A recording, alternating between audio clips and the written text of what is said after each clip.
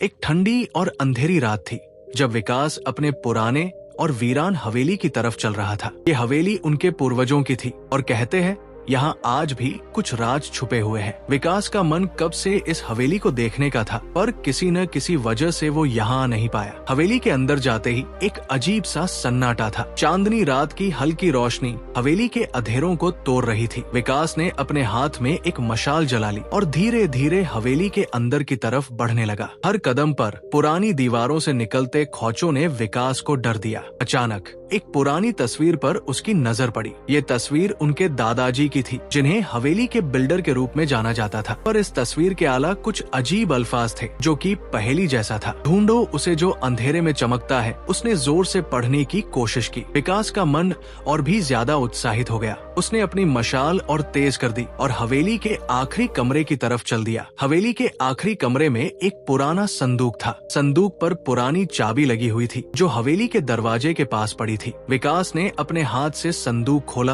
और अंदर देखा। अंदर एक पुराना धूल से ढका शाही महल का नक्शा था। नक्शा देखते ही उसे याद आया, दादाजी हमेशा कहते थे कि हवेली के नीचे एक और हवेली है जिसे अब तक कोई नहीं देख पाया है। विकास ने संदूक को ध्यान से देखा और संदूक के नीचे एक और तस्वीर थी जो उसके दादाजी की थी। तस्वीर के पीछे कुछ अल्फाज लिखे थे, हमारे असर अभी भी है। विकास का मन कांप उठा और उसने फटाफट संदूक बंद कर दिया। उसका वक्त एक ठंडी हवा का झटका आया और हवेली के दरवाजे बंद हो गए। विकास अपने ही श्वासों की आवाज से घबरा गया। उसने हवेली से निकलने का सोचा, पर एक अजीब सी रोशनी उसके सामने आई। वो रोशनी धीरे धीरे बढ़ने लगी और फिर एक रूप ले लिया। ये रूप उसके दादाजी का था। दादाजी ने मुस्कुराते हुए कहा, ये हवेली के राज तुम्हारे लिए ही थे विकास। तुम्हें इस हवेली को संभालना होगा और हमारी विरासत को आगे ले जाना होगा। इतना कहकर रोशनी धीरे धीरे गायब हो गई और हवेली का दरवाजा खुल गया। विकास ने हवेली को अपना दिल से अपनाया